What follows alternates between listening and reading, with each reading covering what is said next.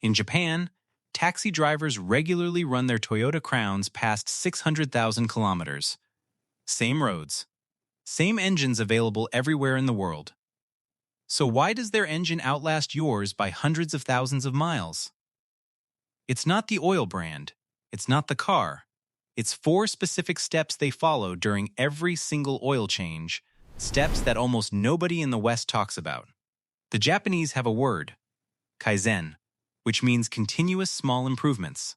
Applied to engine maintenance, it means this: every oil change is not just a service. It's an opportunity to reduce wear by a fraction of a percent.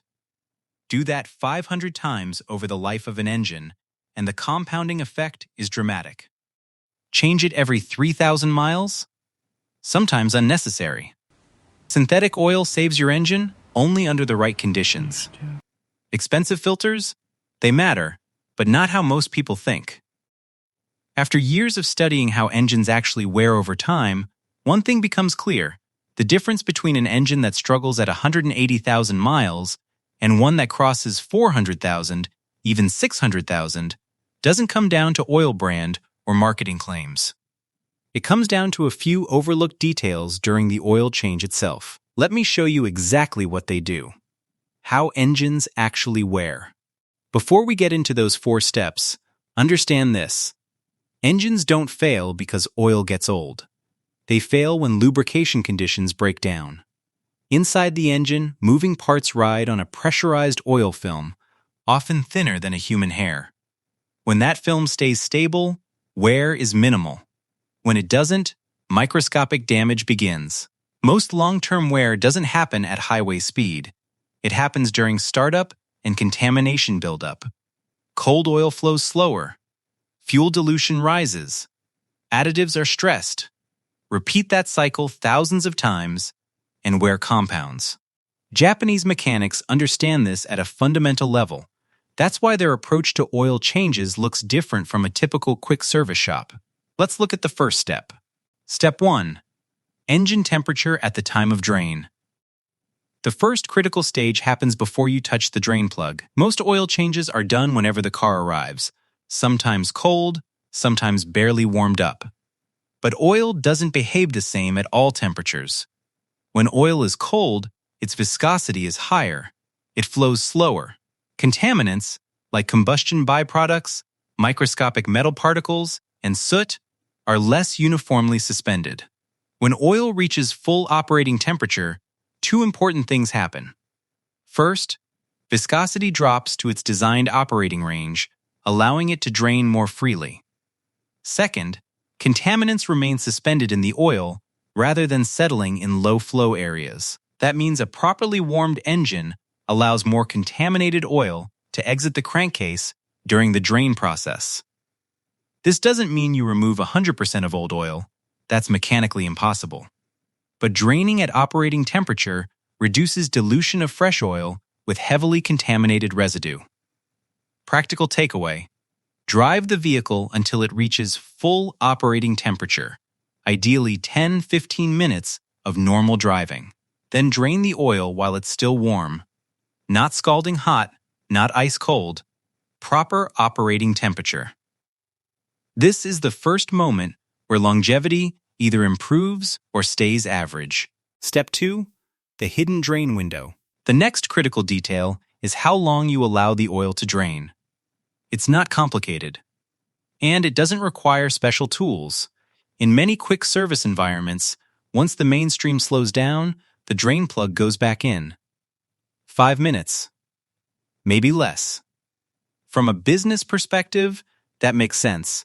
From a long-term wear perspective, it's not ideal. Even after the main flow stops, residual oil continues returning to the pan from upper engine components, valve train areas, timing components, and oil galleries.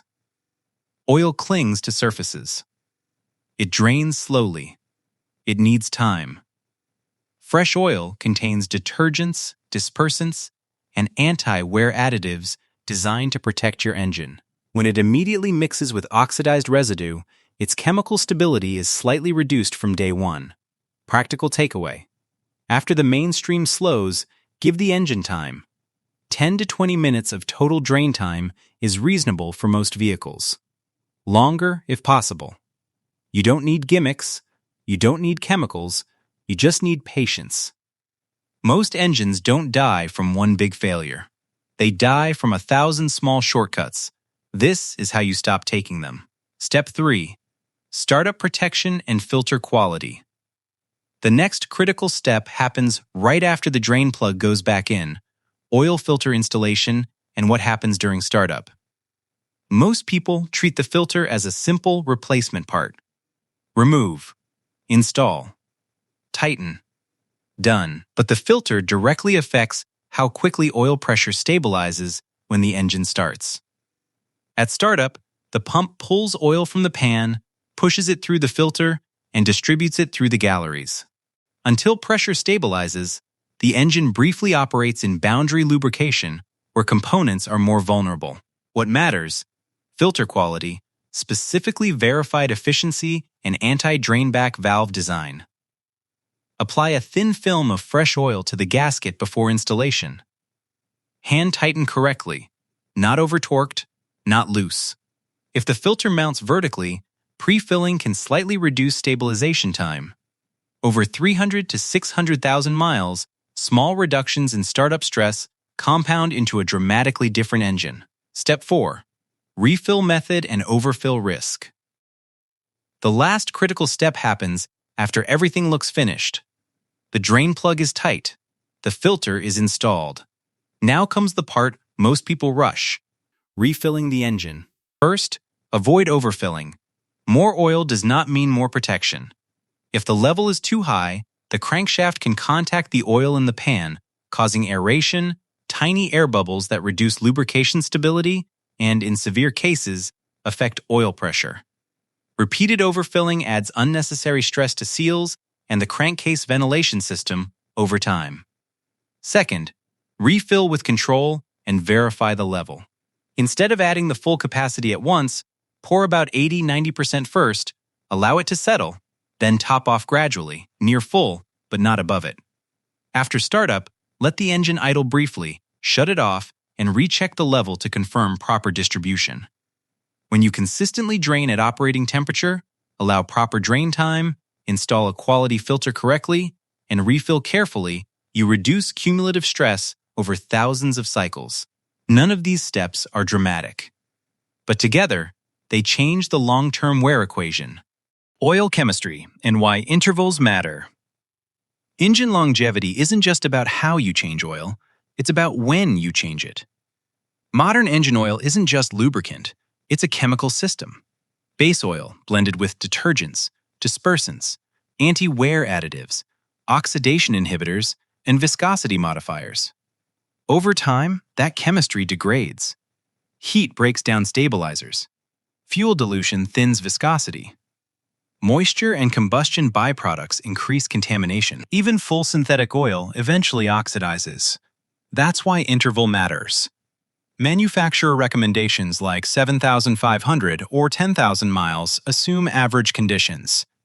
But short trips, stop-and-go traffic, cold starts, and turbocharged engines accelerate degradation.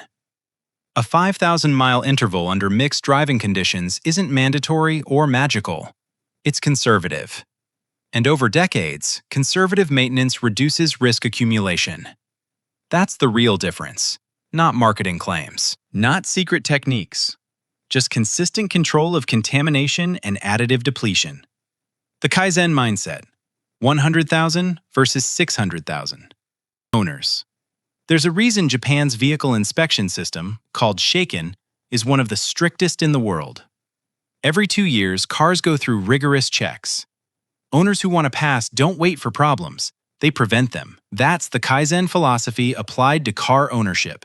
Small, consistent improvements, repeated over time, produce extraordinary results. The difference between a 100,000-mile owner and a 600,000-mile owner isn't mechanical knowledge. It's philosophy. Here's what that looks like in real life. At 80,000 miles, both cars feel fine. At 150,000 miles, both still run. At 250,000 miles, the gap starts to show. At 400,000 miles, One engine is silent. The other is gone. One engine is stable. The other starts consuming oil. Cold start noise becomes more noticeable. Compression slowly drifts. Not because of one big mistake, but because of thousands of small, average decisions. A Japanese taxi driver in Tokyo ran his Toyota Crown to 840,000 kilometers. When asked his secret, he said, "I treat every oil change like the engine is listening. No magic oil, no special additive, just discipline repeated thousands of times." Extreme longevity isn't about perfection. It's about reducing cumulative stress over time. The system that separates average from exceptional. There is no magic oil, no secret additive, no mystical 600,000-mile trick. The Japanese didn't discover a secret ingredient. They mastered a system. And that system is available to anyone willing to follow it. The system? Drain at operating temperature. Allow proper drain time. Install quality filtration correctly. Refill carefully. Choose intervals based on real conditions, not marketing claims. These aren't dramatic steps. They're disciplined ones. And discipline, repeated thousands of times over the life of an engine, is what separates average longevity from exceptional longevity. Most engines don't die from one big failure. They die from 1,000 small shortcuts. You just learned how to stop taking them. If you treat oil changes as a long-term wear management strategy, not just a routine service, you dramatically increase the odds of your engine running quietly for decades. That's not hype. That's mechanical reality.